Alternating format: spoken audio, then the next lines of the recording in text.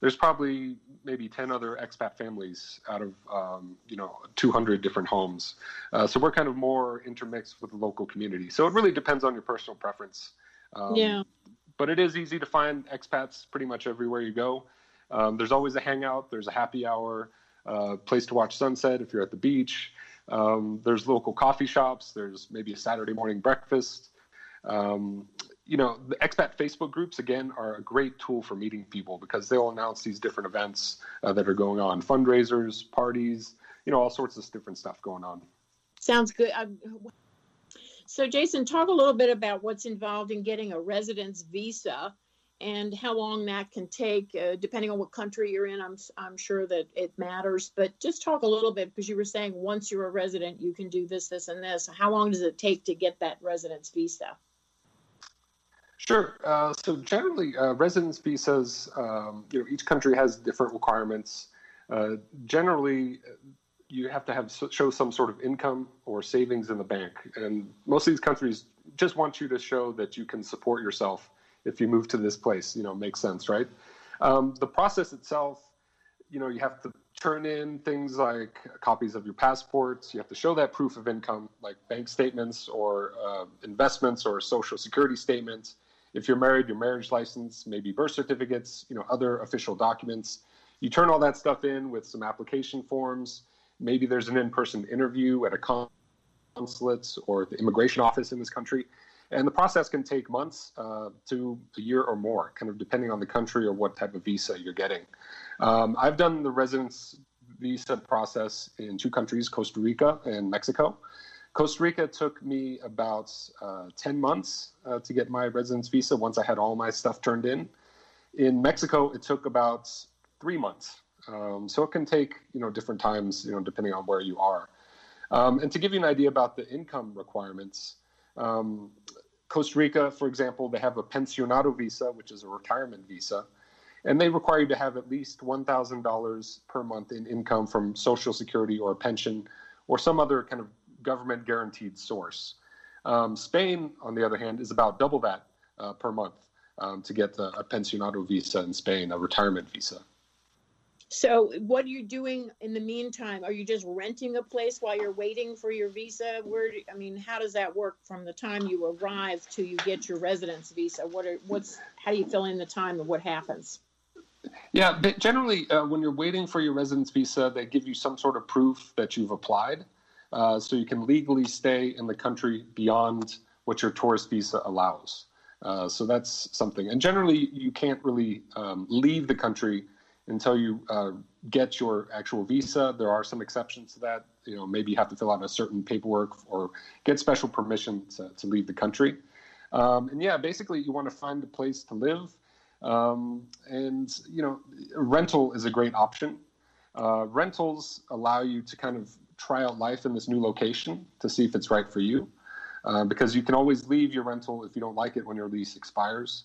And if you do plan to buy eventually, renting lets you get to know the local real estate market. So you can figure out what a fair price is. You can figure out the best neighborhoods and locations if you do decide to buy later. Yes, I always recommend to people when they're moving to rent first, or at least take an Airbnb for a month and try it out, because it's too expensive to buy and then hate it. So I absolutely agree with that. So if you're, so it makes sense to also have an airport close by in case you have to get back home to visit friends and family, like you said, in case of emergency or some other reason. So what about the airports in various countries as far as being able to access them easily and get to them, etc.? Yeah, basically, the great thing about kind of our modern world, or at least one of the great things, is you have all these travel websites, these travel apps, so flying even internationally these days can be very, very affordable. There's always deals out there. So getting to and from your new country to the United States, or having people come visit you can be very affordable. Basically, in a lot of countries, there's maybe one international airport. It's maybe located in the capital city. I'm thinking of a lot of places in Latin America, for example, or Central America and the Caribbean.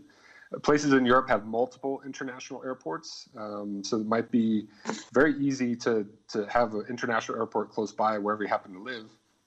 In some places, you might be in a more rural area, and it could take a bus trip or a train trip to get to that airport. So, if being able to fly out at a moment's notice is very important, you might want to check out to see which is the main international airport of the country and be close to that. Sounds like a plan. Now, one other question. I know we're coming up to the end of the program, and I have some other important questions that I think people will want to hear answers from the expert like Jason. What if you need to generate income while you're living abroad to supplement what you have to spend monthly? What are some options, like online kinds of things? What can you do? Yeah, basically, you generally can't get a local job because, your residence visa won't allow that. And they don't want you to take a job from a local. But there are options to make money. You could open a local business. Maybe you're a scuba diver. You could open up a dive shop, somewhere in the Caribbean. If you've always wanted to open a coffee shop, you could do that. Generally, the startup costs are going to be lower than the U.S., but they are still going to be significant. And like with any kind of brick and mortar business, it can be risky and a lot of hard work. So we really recommend that people explore options in working online in some way. And I'm not talking about, you don't have to be a computer programmer or some sort of technical wizard, to make that work.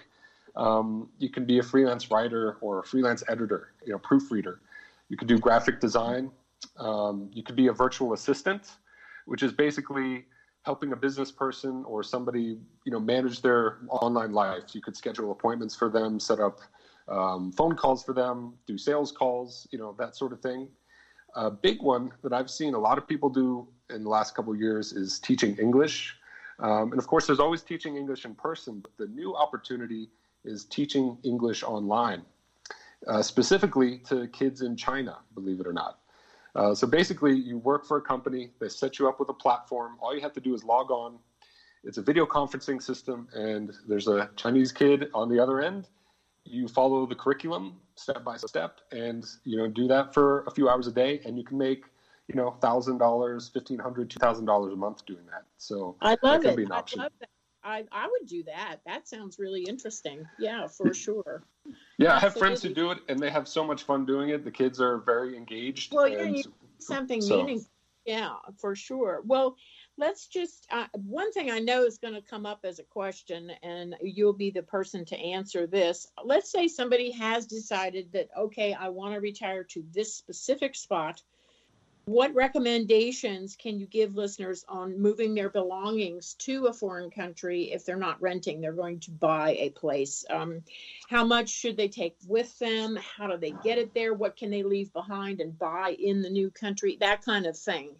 Obviously, They don't need winter coats in the tropics, but, whatever. Yeah, it's kind of a personal preference thing, and it's part of that profiling yourself. You really got to take stock, look around your house. What do you really need? What could you leave behind? What's not going to be appropriate, for this new location? Like you said, no winter coats in the tropics. You probably don't want to bring your business suits when you're retired and you're living, in the Caribbean or in Europe or something somewhere. But maybe you do have a certain collection or family heirlooms that you really want. So that's something you might want to take.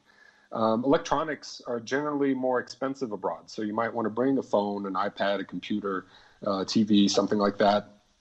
But you do have to keep in mind that the cost to ship something overseas can be quite significant. A lot of people like to ship containers, shipping containers full of, their furniture and different items.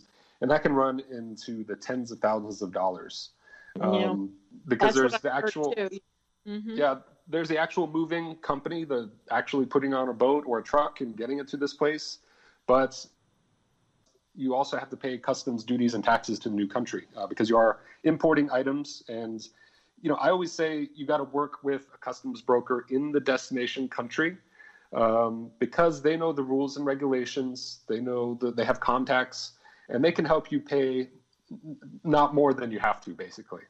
So that's a big recommendation there. Well, that's a good point. And I know, we could chat for the rest of the day, but we have to wrap it up, unfortunately.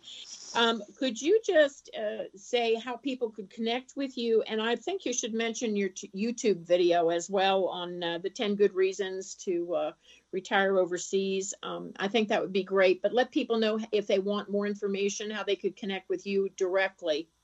Yeah, so just for good general information on countries around the world and visa requirements and cost of living, medical care, all that good stuff, you can go to www.internationalliving.com.